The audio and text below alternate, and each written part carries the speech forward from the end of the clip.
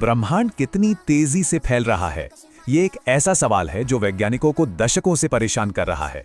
तो चलिए बात करते हैं एस.एन. विनी की और उस बड़ी पहेली की जिसे हम हबल टेंशन कहते हैं। हम जानते हैं कि ब्रह्मांड फैल रहा है, पर सवाल यह है कि आखिर कितनी तेजी से। इसी कंफ्यूजन को हबल टेंशन कहते हैं। दो तरीके और दोनों से बिल्कुल अलग अलग जवाब मिलते हैं।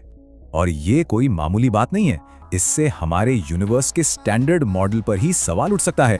दिक्कत यह है कि एक तरीका पास के यूनिवर्स को मापता है और दूसरा बिल्कुल शुरुआती यूनिवर्स को। पर अब कहानी में एक नया मोड़ आया है, एक ऐसा सबूत जो शायद सब कुछ बदल दे। मिले एस.एन. विनी से एक ऐसा सुपरनोवा जो आसमान में एक नहीं बल्कि 5 बिंदुओं की तरह चमकता है। इसे समझिए एक कॉस्मिक आतिशबाजी जो एक बेहद दुर्लभ घटना की वजह से हमें दिख रही है। ये कमाल है ग्रेविटेशनल लेंसिंग का। इसमें भारी गैलेक्सीज अपने गुरुत्वाकर्षण से रोशनी को मोड़ देती हैं और ऐसा परफेक्टली लेंस्ड सुपरनोवा मिलना, मतलब इसकी संभावना बहुत ही कम होती है। कितनी कम? सोचिए 10 लाख में सिर्फ एक। तो सवाल यह है कि ये दुर्लभ आतिशबाजी कॉस्मोलॉजी की इतनी बड़ी गुत्थी कैसे सुलझा सकती है। देखिए, सुपरनोवा की रोशनी हम तक 5 अलग अलग रास्तों से पहुंचती है और हर रास्ता अलग लंबाई का है।